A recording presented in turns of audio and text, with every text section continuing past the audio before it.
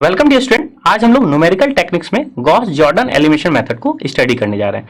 After completing this module you will be able to recall the Gauss Jordan elimination method for solving the linear equations and also you will be able to apply the Gauss-Jordan elimination method for solving the linear equation. So I hope student Gauss elimination method as well as Gauss-Jordan elimination and LU factorization method, ये सब सारे method क्या है? Direct method है। तो direct method और iterative method ये हम लोग गॉस एलिमिनेशन में पढ़े थे और कैरेक्टराइज भी किए थे कि डायरेक्ट मेथड क्या क्या है और इनडायरेक्ट मेथड या आप कह सकते हैं इटरेटिव मेथड क्या है। तो गॉस जॉर्डन भी क्या है? डायरेक्ट मेथड है। नाउ सिंस गॉस एलिमिनेशन से और गॉस जॉर्डन में डिफर क्या है, डिफरेंस क्या है? तो गॉस एलिमिनेशन में आई होप आपको क्लियर हो गया होगा, हमने लर्निंग मॉड्यूल्स और पीएसएम भी देखा है गॉस एलिमिनेशन मेथड का।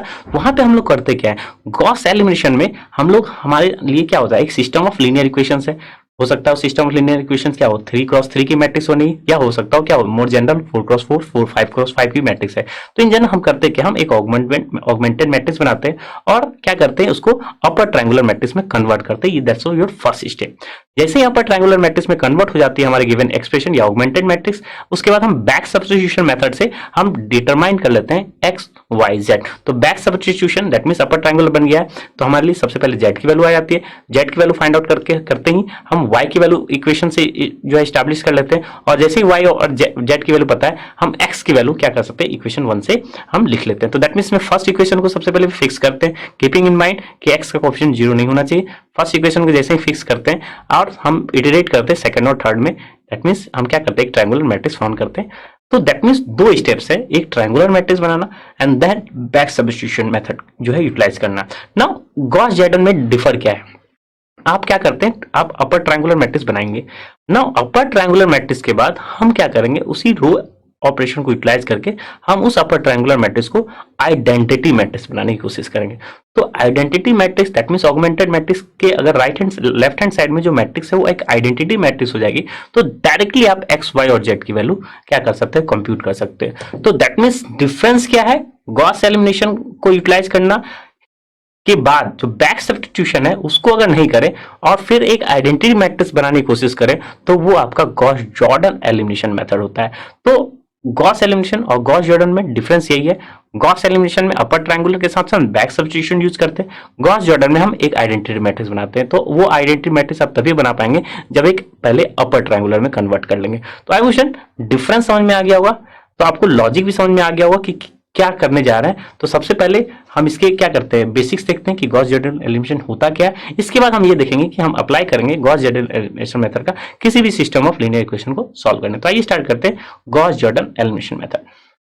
तो सबसे पहले हम एक सिस्टम ऑफ लीनियर इक्वेशन ले लिए। यहाँ पे 3 इक्वेशंस है और 3 अननोन्स है, एक्स वाई जेड के आपके अननोन्स है। तो इस सिस्टम ऑफ लीनियर इक्वेशंस को हम क्या कर सकते हैं? मैट्रिक्स फॉर्म में लिख सकते हैं। That means ax equals to b के फॉर्म में लिख सकते हैं। नाउ सिस्टम ए क्या है आपका? आपके पास coefficient of x y and z, row wise या आप कह सकते हैं कॉलम वाइज। कॉलम अगर बात करें तो एक्स का कोफिशिएंट, सेकंड कॉलम की बात करें तो वाई का कोफिशिएंट एंड थर्ड कॉलम की बात करें तो जेड का कोफिशिएंट। तो ए मैट्रिक्स, एक्स मैट्रिक्स और बी मैट्रिक्स भी हम क्या कर सकते हैं? इसी इक्वेशंस के हेल्प से, सिस्टम के हेल्प से हम ए, एक्स और बी को भी राइट डाउन कर सकते हैं। सो नाउ स्टूडेंट हमें क्या करना है? गॉस जॉर्डन अप्लाई करना है। तो गॉस जॉर्डन के लिए सबसे पहली बात तो आपको मैट्रिक्स है उसको हमें क्या करना होगा? एक अपर ट्रायंगुलर में कन्वर्ट करना है।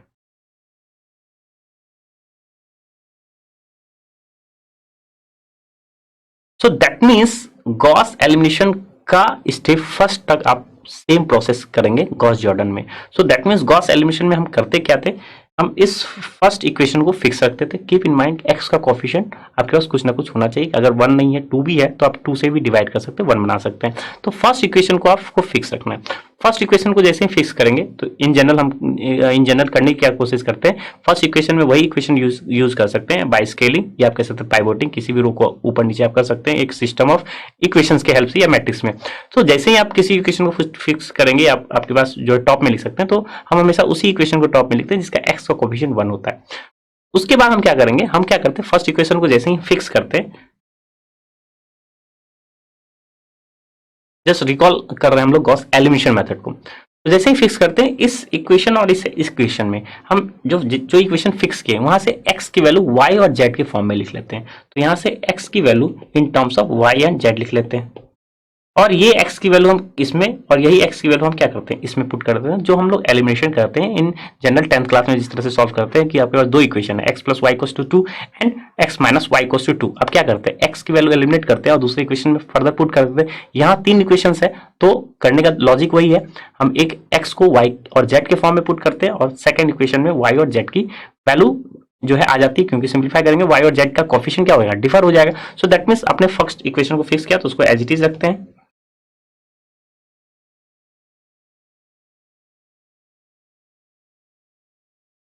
तो फर्स्ट इक्वेशन फिक्स है। सेकंड इक्वेशन को जैसे ही आपने x को एलिमिनेट किया तो a22 कोफिशिएंट भी चेंज हो गया होगा, या सिंपली कह सकते हैं y1 का y अब y ना हो गया कोफिशिएंट चेंज हो गया होगा, इसलिए इसको y1 और यहाँ पे इसको हम लोग क्या कर सकते हैं z1 से इस तरह से नोटेशन यूज कर सकते हैं। और b1 भी चेंज हो गया होगा तो ये भी क्या हो गया b1 1 ले लेते हैं। और सिमिलरली a32 भी का या कह सकते हैं इक्वेशन 2 में भी सारी वैल्यू चेंज हो गई होगी।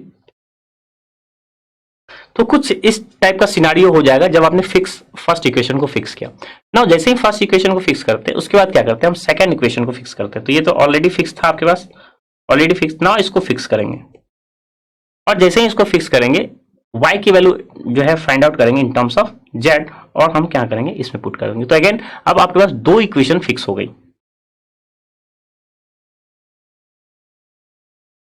सो दो इक्वेशन फिक्स होने के बाद थर्ड इक्वेशन अगेन आप चेंज होगा। तो थर्ड इक्वेशन अगर सबको आप 1 1 नोटेशन यूज कर रहे हैं तो ना इसमें आप नोटेशन हम टू यूटिलाइज कर सकते हैं, क्योंकि एक और ऑपरेशन यूटिलाइज कर लिए।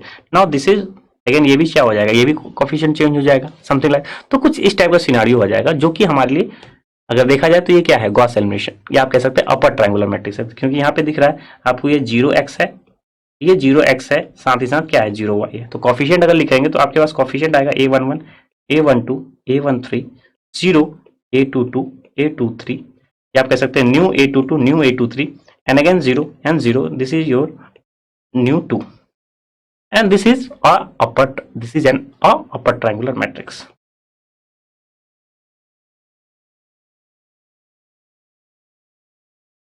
और साथ ही साथ सिंस हम ऑगमेंटेड मैट्रिक्स पे ही डील करते हैं तो आप कह सकते हैं यहाँ पे हम बी मैट्रिक्स को भी क्या कर सकते हैं यूटिलाइज कर सकते हैं, कंबाइन कर सकते हैं। तो दिस इज b1 पर ये चेंज हो जाएगा 1 बार एक टाइम में और ये 2 बार चेंज हो जाएगा सिंप्लीफिकेशन के बाद। तो कुछ इस तरह से ऑगमेंटेड मैट्रिक्स आ जाती है। तो दैट मीन्स ये जो यहाँ तक वर्कआउट सिंपल गॉस एलिमिनेशन में वर्कआउट होता है।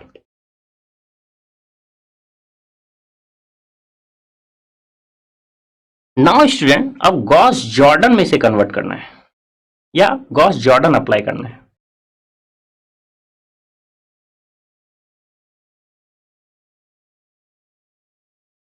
तो नाउ स्टूडेंट यहां तक यूजुअली प्रोसेस वही है। Step first upper triangular Gauss elimination का स्टेप फर्स्ट ही रहेगा गॉस जॉर्डन में भी। नाउ स्टेप 2 गॉस एलिमिनेशन में हम बैक सब्स्टिट्यूशन यूज करते थे, यानी कि ये वैल्यू डायरेक्टली हम z निकाल लेते थे। z की वैल्यू जैसे ही डिटरमाइन करते हैं हम इस इक्वेशन से y और z को यूज करके y निकाल सकते हैं, और अगेन y और z पता है तो इस इक्वेशन से x हम डिटरमाइन कर लेते, तो ओवरऑल x y z निकाल लेते थे using back substitution. Now Gauss Jordan में हम क्या करेंगे, हम यही मैट्रिक्स जो आपके पास लेफ्ट हैंड साइड में दिख रहा है जो अपर ट्रायंगुलर है, इसको हम कन्वर्ट करने की कोशिश करेंगे एक आइडेंटिटी मैट्रिक्स में।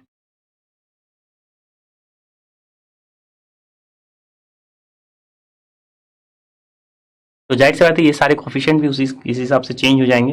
लेट से b1 अगर फिक्स रखेंगे ये भी चेंज हो जाएगा, ये भी अब कुछ चेंज हो सकता है और ये भी कुछ चेंज हो सकता है। नाउ ये अगर मैट्रिक्स इस टाइप के फॉर्म में आ गई तो होगा क्या, अब आप कोफिशिएंट अगर लिखेंगे या इक्वेशन जो लिखेंगे ये है क्या 1 into x plus 0 into y plus 0 into z equals to new b1 या new updated b1 after applying the Gauss Jordan और just to change the in the diagonal matrix, और कह सकते हैं in the identity matrix. So directly x की value क्या हो जाएगी ये, y की वैल्यू ये और z की वैल्यू सिंपली ये। तो इस मेथड में डायगोनल मैट्रिक्स कैलकुलेट जैसे ही कर लेते हैं, जो राइट हैंड साइड में जो कॉलम मैट्रिक्स है वही आपका एक्स वाई जेड हो जाता है, दैट्स ऑल। सो ये डिफरेंस है Gauss elimination and Gauss Jordan में। सो इन जनरल गॉस जॉर्डन में हम एक कन्वर्ट करते हैं आइडेंटिटी मैट्रिक्स में, गॉस एलिमिनेशन में हम एक अपर ट्रायंगुलर कन्वर्ट करते हैं, गॉस जॉर्डन में आइडेंटिटी मैट्रिक्स करते हैं। नाउ क्वेश्चन आपके माइंड में हो रहा होगा कि अपर ट्रायंगुलर से हम एक आइडेंटिटी मैट्रिक्स इस तरह से कन्वर्ट कर सकते हैं। सो स्टूडेंट यहां तक तो यूजुअल प्रोसेस है। जो हम लोग रैंक में भी पढ़ चुके होते हैं कि इक्वलेंट फॉर्म में चेंज करना है, अपर ट्रायंगुलर मैट्रिक्स में चेंज करना है। तो हम फर्स्ट रो को फिक्स करते हैं, इसको इसको क्या करते हैं, फर्स्ट टाइम में 0 करते हैं by simply the operation of रोज, इसको चेंज कर लेते हैं। नाउ अब हम क्या करते हैं, इसको 0 बनाते हैं with the help of R2, तो ये आपका अपर ट्रायंगुलर हो जाता है। नाउ स्टूडेंट, अब सिंस इसको 1 बनाना होगा, या आप कह सकते हैं इसको 0 बनाना है, और फिर इसको 0 बनाना है और इसको 0 बनाना है, या आप कह सकते हैं ये जो मैट्रिक्स है ये अपर ट्रायंगुलर भी है, साथ साथ लोअर ट्रायंगुलर भी है, ऐसा कह सकते हैं। जो आइडेंटिटी मैट्रिक्स होता है वो अपर ट्रायंगुलर भी होता है, लोअर ट्रायंगुलर होता है, तो अपर को आप लोअर में भी आप कन्वर्ट करना है। यानी अब आपको A12, A13 और A231 की वैल्यू 0 पुट करना है, या 0 आपको फाइंड आउट करना है। 0 किस तरह से, किस ऑपरेशन को यूज करके इसको 0 बनाया सकता है। और A11, A22, A33 अगर 1 नहीं भी होगा तो लास्ट में आप क्या कर सकते हैं, डिवाइड कर सकते हैं उस पर्टिकुलर उस के टर्म के अकॉर्डिंगली। अगर सपोज A11 2 है, A22 2 है, आ गया A33 2 है, तो आप क्या कर सकते हो, 2 से डिवाइड कर दीजिए रो को। या आप कह सकते हैं A11 2 है, A22 4 है, A33 5 है, तो रो 1 को 2 से डिवाइड कर देंगे, रो 2 को जो वैल्यू है 4 से डिवाइड करेंगे, रो 3 को 5 से डिवाइड कर देंगे, तो ओवरऑल 1 1 1 तो आ जाएगा। तो हम जो है डायगोनल जो है एज इट इज रखते हैं, अगर चेंज करना हो तो 1 भी चेंज किया जा सकता है, लेकिन हमारा फोकस क्या है, A12 को 0, A13 0 और A23 जो अपडेटेड है उसको 0। ना इसमें आप सोच सकते हैं कि किस तरह से 0 बनाया सकता है, और फर्दर इस तरह से 0 ही बनाना है A12, A13, A23 को, कि ये 0 0 रहे, अपर ट्रायंगुलर तो रह ही रहे, इसमें कोई चेंजेस ना हो। अगर इसमें चेंजेस हो गया तो ये आइडेंटिटी मैट्रिक्स में कन्वर्ट नहीं हो सकता है आपका जो है गिवन इक्वेशन, इसमें चेंजेस नहीं हो। तो आपको आइडिया हो गया होगा कि A12 को हम 0 बना सकते हैं रो को R2 को यूज करके, क्योंकि R3 को यूज नहीं कर सकते हैं क्योंकि वो ऑलरेडी 0 है। कुछ चेंज करेंगे तो आपके पास हर बीच वैल्यू चेंज हो सकता है। अगेन A13 को भी फर्दर हम A33 के फॉर्म के अकॉर्डिंगली क्या कर सकते हैं, यूज कर सकते हैं। सो A33 को या रो 3 को यूज करके हम A13 को भी जो है 0 बनाया सकता है। सो अगेन स्टूडेंट, सिंपली हमें रो ऑपरेशन फर्दर यूटिलाइज करना है, A12, A13 और A23 को 0 करने। तो ओवरऑल अगर हम स्टेप बाय देखें कि Gauss Jordan elimination method actually है क्या, या स्टेप बाय अकॉर्डिंगली हम देख ले तो है क्या, हमें कितने स्टेप्स को यूज करना होगा इस पर्टिकुलर एक मैट्रिक्स को सॉल्व करने में using Gauss Jordan. Again student, अब आपको यहाँ भी दिख रहा हो, क्योंकि हमेशा न्यूमेरिकल टेक्निक है क्या, चीजों को जो है आपके पास कह रहे हैं कंप्यूटेशनल टाइम कम करने में या कॉस्ट को मिनिमाइज करने में, क्योंकि यहाँ तो आपको दिख रहा है N3 इक्वेशंस है, लेकिन इन जनरल बहुत कॉम्प्लेक्स सिस्टम में 100 इक्वेशंस हो सकते हैं, 100 अननोन्स हो सकते हैं।